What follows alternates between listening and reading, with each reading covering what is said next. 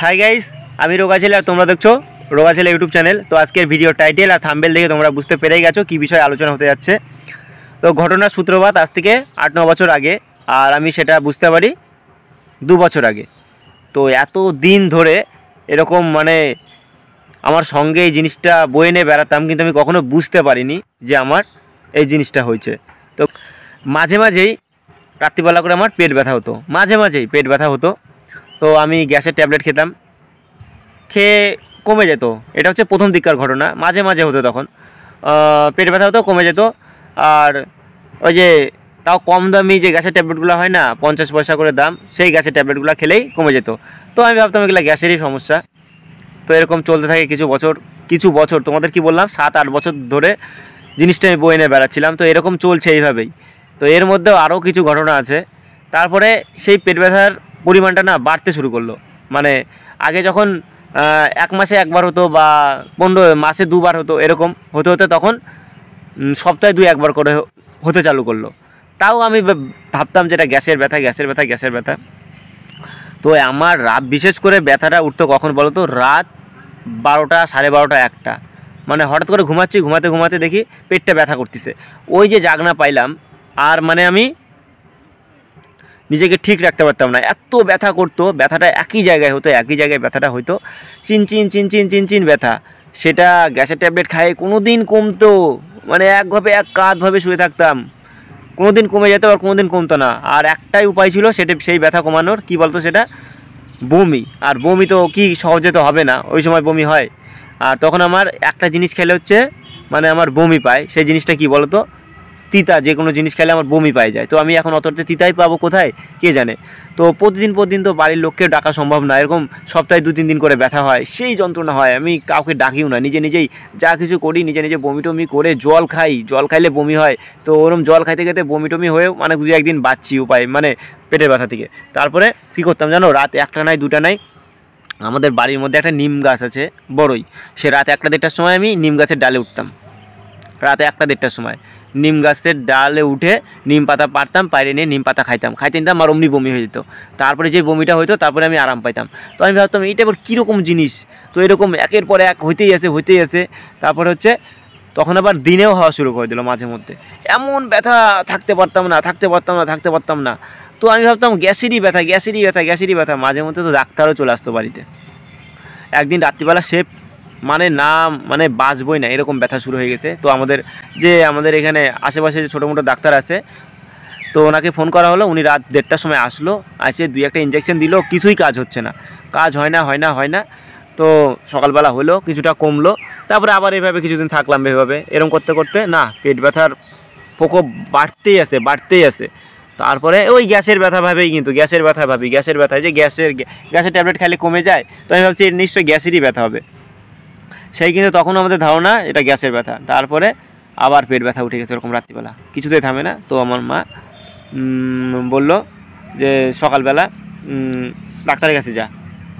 আমাকে ডাক্তার দেখাতে যাইতে বলে, আমি যাই না। আমার আবার ওষুধে অ্যালার্জি, জানো তো। ওষুধ খাইতে নিলে আমার বমি হয়, ওষুধ খাইতে পারি না। এই যে ট্যাবলেটগুলো হয় না, ট্যাবলেটগুলো খাইতে নিলে এখানে এসে ঠেকে যায়, আর সঙ্গে সঙ্গে বমি হয়ে যায়। তো সেই ভয়ে আমি ডাক্তার দেখাতে যাইতে চাইতাম না।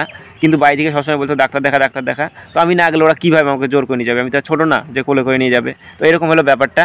তো তারপরে বললো, আমি দেখলাম না ব্যাপারটা বেশ বাড়াবাড়ি হয়ে যাচ্ছে। তারপরে আমাদের এখানে একজন ডাক্তার বসে, হাসপাতালের ডাক্তার। তো ওনার কাছে গেলাম। তো উনি বললো কী হয়েছে। আমি বললাম এরকম সব কথা খুলে বললাম, পেট ব্যথা বিশেষ করে রাত্রিবেলা করে হয়। তো বলতেছে ফটো করছিস। আমি বললাম না, ফটো করি নাই। তাহলে বলতেছে তাহলে কিসের ওষুধ খাস, তাহলে তুই তো ডাক্তার, ফটো না করে ওষুধ খাস ওরকম। তারপরে উনি হচ্ছে রক্ত পরীক্ষার জন্য রক্ত নিল, রক্ত পরীক্ষা করতে দিল, রিপোর্ট আসবে। তো ওই রিপোর্ট আসতে রক্ত পরীক্ষার রিপোর্ট দিল, আর হচ্ছে কিছু ওষুধ দিল খাওয়ার জন্যে। তো ওইটা নিয়ে খাচ্ছিলাম 2-3 দিন, খাওয়ার পরে পেট ব্যথাটা কমছিল। তারপরের দিন আবার রাত্রিবেলা সেই ব্যথা, থাকতেই পারতেছি না। তখন হয়ে গেল সারা রাত আর কেউ ঘুমাতে পারে না বাড়ির। তারপরে ভোরবেলা আমার মা বললো কি, একদম যে জায়গা মতো নিয়ে চলে যাও, বোঝা গেছে কি হয়েছে। কিছুদিন আগে আমার বাবার ওরকম হয়েছিল, পেট ব্যথা। তো আমার বাবার পাথর হয়েছিল। তো তারপরে সকালবেলা আমি, আমার বাবা আর আমার দিদি চলে গেলাম মালদায় যেয়ে ডাক্তার দেখালাম। ডাক্তার দেখায় সে কি হয় সহজে, লক্ষ্মী পূজার আগের দিনকার ঘটনা এটা। তো ডাক্তার দেখাতে গেলাম, সারাদিন বসে আছি। ওই যে রিপোর্ট, এটা রক্ত মানে 10-12 বার করে, মানে কতবার রক্ত নিল, রক্ত পরীক্ষা 3-4 বার। তারপরে হচ্ছে এখানে যাও ওখানে যাও, মানে আমি ওখানটায় হাফ মার্ডার হয়ে গেলাম। মানে এত পরীক্ষা নিরীক্ষা করতে করতে আমার মানে শেষ হয়ে গেল সব কিছু। তারপরে বলল রিপোর্ট হবে 3টার পরে। তো অতক্ষণ কী করব? তো আমার বাবার সঙ্গে আমার মালদারি একটা আমার বাবার বন্ধু ছিল, উনিও আসছিল। তো সবাই মিলে হোটেলে খাইতে গেলাম। হোটেলতে খাওয়া দাওয়া করে আসার পরে রিপোর্ট দিল 4টার দিকে। তো রিপোর্টে নিয়ে ডাক্তারের কাছে যাইতে বললো। ডাক্তার বলল যে পাথর হয়েছে, যেটা সন্দেহ সেটাই। তো পাথরটা ছোটো মোটো না, একটাই পাথর আছে, সেটা হলো এইরকম সাইজের পাথর। তো কী আর বলবো, সেই পাথর অপারেশন যত তাড়াতাড়ি করা যাবে তত তাড়াতাড়ি ভালো, নাহলে কিন্তু অসুবিধা আছে। তো পারলে তো সেদিনই ভর্তি টর্তি করে দেয়। সেই যে আমি শুনলাম, শোনার পরে তো তোমাদের একটুকে বললাম না, পারে তো সেদিনই ভর্তি করে দেয়, কিন্তু সেদিন তো আর টাকা পয়সা সেভাবে নিয়ে যায় নাই। ভর্তি করতে গেলে তো টাকা পয়সার দরকার সেরকম। তো তার জন্যে বলা হলো যে কালকে আসবো, কালকে ভর্তি হবে, কালকে অপারেশন হবে। তারপরে ওই যে আমি শুনলাম যে আমার পাথর হয়েছে, গাড়ির মধ্যে আসলাম, আমার দিদির সঙ্গে বসে আসলাম, আমার বাবা পিছনের সিটে ছিল। আমার মুখে একটাও কথা নাই, আমি আর একটাও কথা বলি নাই, চুপচাপ বাড়িতে আসছি। বাড়িতে আসি দেখি প্রচুর বৃষ্টি হচ্ছে, প্রচুর বৃষ্টি। না ওদিন লক্ষ্মী পূজার আগের দিন ছিল না, লক্ষ্মী পূজায় ছিল সেদিন। আর সে দেখলাম মা পূজা করছে, লক্ষ্মী পূজা, প্রসাদ টোসাদ খেলাম, নাড়ু টাড়ু যা ছিল। আমি বললাম কি যা আছে সব দিয়ে দাও, আজকে খাই নেবো, লাস্ট খাওয়া খাইনি আজকে, আবার কবে কি খাইতে পারবো না পারবো। তো বাড়িতে সবার মন খারাপ একটা অবস্থা। তো ভোরবেলায় আবার উঠে গেলাম, ওদিন ঘুমাই গেলাম। সবাই লোকজন আসলো দেখা করতে, সব কিছু কথাবার্তা বললাম, লোকজন আসলো বাড়িতে অনেকেই। তো বলে টলে সকাল সকাল ঘুমাই গেলাম যে আবার তাড়াতাড়ি উঠতে হবে, যাইতে হবে। তো সকালবেলা উঠে গেলাম, আমার দাদা দিদি, আমাদের একটা ভাই, আর ওখান থেকে আরেকজন আসছিল মালদা থেকে। তো সবাই গেল। আবার পরের দিন যাইও সেই একই, ওদিন অপারেশন হবে, মানে অনেক রকম পরীক্ষা নিরীক্ষা করে যাচ্ছে। তারপরে ভর্তি নিল। ভর্তির সময় কী আর বলবো বন্ধুরা, আমার সঙ্গে তিনজন না 4জন ছিল আমার সঙ্গে বসে, মানে ওনাদের একই কেস পাথর। তো ওদেরকে দিয়ে দিল ওখানটায়, ভর্তি একে একে যাচ্ছে। আমার তো ধুক ধুক করে যাচ্ছে, মানে অপারেশন থিয়েটারে নিয়ে যাচ্ছে, অপারেশন হচ্ছে। আর আমার পাশে একজন মহিলা ছিল, কাঁদতেছে। তো ভাই বলতেছে, ভাই কী যে হবে, অপারেশন হবে, বাঁচবো না মরবো। তখন আমি তো নিজেই ভয় পাচ্ছি, তখন নিজে শখ থেকে ওনাকে আমি সাহস দিচ্ছি যে কী হবে, অপারেশন করবেন, ঠিক হয়ে যাবেন, ভালো হয়ে যাবেন, এতে কি, আর তো আপনার মানে আপনি তো আরও সেই ব্যথার হাত থেকে বাঁচবেন। তো বলছে ঠিকই ভাই, তো দেখা যাক। তারপরে আমার আগে ওনাকে নিয়ে গেল, তারপরে আমাকে নিয়ে যা খেলে আমাকে ডাক্তারবাবু জিজ্ঞাসা করলো, কী রে তোর বাড়ি কোথায় বলে মুখের মধ্যে একটা এরকম কী দিয়ে দিল, আমার জ্ঞান হারাই গেলো। তারপরে হালকা শুনতে পাচ্ছিলাম যে সুমন বিশ্বাসের বাড়ির লোকে আছে। তো আমার দিদিরা আসলো, বলছে এই জিনিস নেই, এতদিন ছিল, এত বড় পাথর এরকম দেখায় নিয়ে যায়। আমি হালকা নলেজ আছে আমার, নিয়ে গিয়ে আমার বেডের মধ্যে দিয়ে দিল, সেই লিফটে করে নিয়ে যায় ফেলে দিল।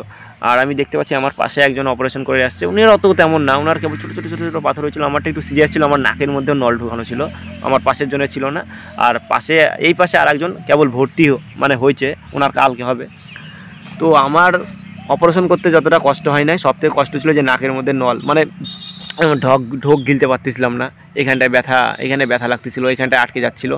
তো আমি ডাক্তারবাবু মানে সারা রাত খুব কষ্ট পাইছি। তো সকালবেলা রাউন্ডে যখন ডাক্তারবাবু আসে, নার্সদেরকে অনেকবার বলছিলাম, দিদি এটাকে খোলা যাবে, কয় আমাদের কোনো পারমিশন নাই, খুলতে পারবো না। আমি ভাবছিলাম আমি তো এমনি মরে যাবো, এই নাকের মধ্যে যেভাবে দিছে এটার জন্যই মরে যাব, অপারেশন করে আর কি হবে না হবে জানি না। তো লাস্ট পর্যন্ত সকাল 10টার দিকে ডাক্তারবাবু রাউন্ডে আসলো, আসে বলতেছে কী রে কী হয়েছে।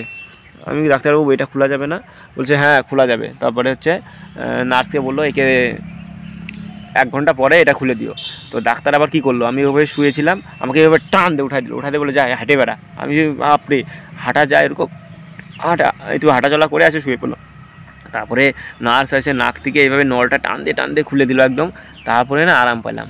তো এই হলো কিছুদিন আগে আমার সঙ্গে এরকম একটা ঘটনা ঘটে, তোমাদের সঙ্গে সব কিছু শেয়ার করলাম। তো কোনো কিছুকেই তোমরা মানে ছোটোভাবে নিও না, একটা কিছু হলে ভালো ডাক্তার দেখাও, পেট ব্যথা হলে কিছু হলে ভালো ডাক্তারের কাছে যাও, মানে ভালো চিকিৎসা নাও তাড়াতাড়ি সুস্থ হতে চাইলে।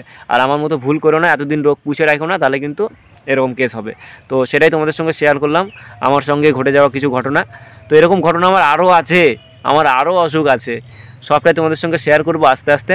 তো আজকে এই পর্যন্তই। যদি ভিডিওটা ভালো লাগে তো ভিডিওটাতে একটা লাইক কমেন্ট শেয়ার করে রোগা ছেলের পাশে থেকো, ঠিক আছে? তো দেখা হচ্ছে নেক্সট ভিডিওতে।